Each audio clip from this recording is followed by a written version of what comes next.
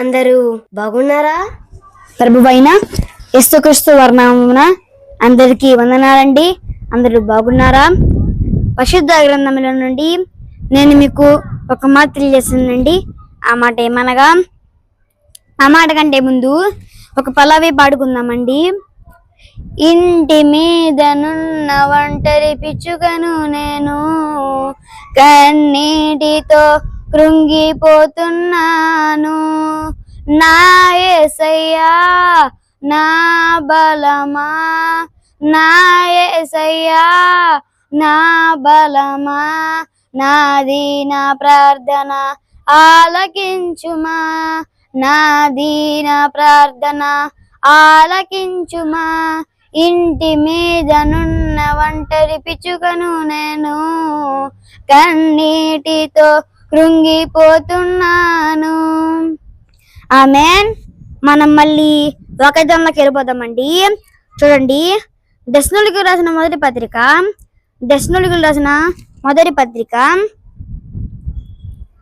5వ అధ్యాయము 16వ వచనం చదువుకుందామండి. ప్రతి విషయమునందును కృతజ్ఞతాస్తుతులు చెల్లించుడి. ఇలాగు చేయుట యేసుక్రీస్తునందు మీ విషయములో దేవుని చిత్తము. ఈ వాక్యం కొరకు ప్రార్థన చేసుకుందామండి.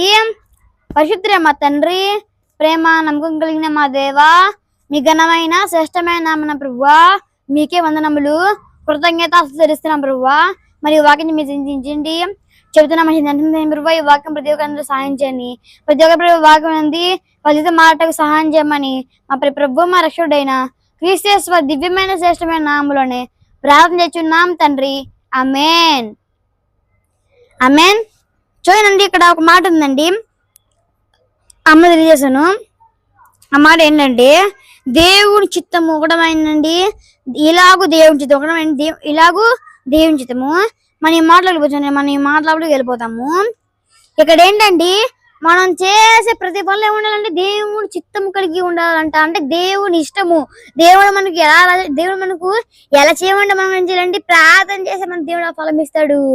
దేవుని చిత్తం చేయమని, దేవుని చిత్తం ఎలా చేయాలంటే మనం దేవుడికి ప్రార్థన చేసామనుకో, అప్పుడు దేవుడు మాట్లాడతాడు. దేవుడు మనతో అది మనం దేవుని చిత్త ప్రకారం చేయాలి. ఇక్కడ దేవుని లేఖనములు ఏం చదివిస్తున్నాయండి, దేవుని లేఖ చూడండి. మనం చేసే ప్రతి పనిలోనే ఉండాలంట దేవుని చిత్తం కలిగి ఉండాలంట. దేవుని చిత్తం కలిగి ఉన్నావు నువ్వు చేసే ఏ పనిలో అయినా, నువ్వు చేసే ఎటువంటి పనిలో, ఎంత అధికార పని అయినా సరే దేవుని కలిగి ఉండాలంటే దేవుని చిత్తము. నువ్వు దేవుణ్ణి ఆరాధన చేస్తే దేవుని కలిగి ఉండేది ఆయన చిత్తము. ఆయన చిత్తము జీవించి, నువ్వు ఆయన చిత్త ప్రకారం జీవించి నీ కుటుంబం బాగుపడిద్ది, నీవు బాగుపడదు. నీ జీవితంలో వెలుగు అనేది సృష్టించబడిద్దమ్మా. నీ జీవితం ఏమి జీవితమే, నీ జీవితంలో వెలుగు వచ్చిద్ది. నీ వెలుగులా నీ జీవితం మారిద్ది. నీ జీవితం అనేది దేవుని చిత్తముకు లోబడిద్ది.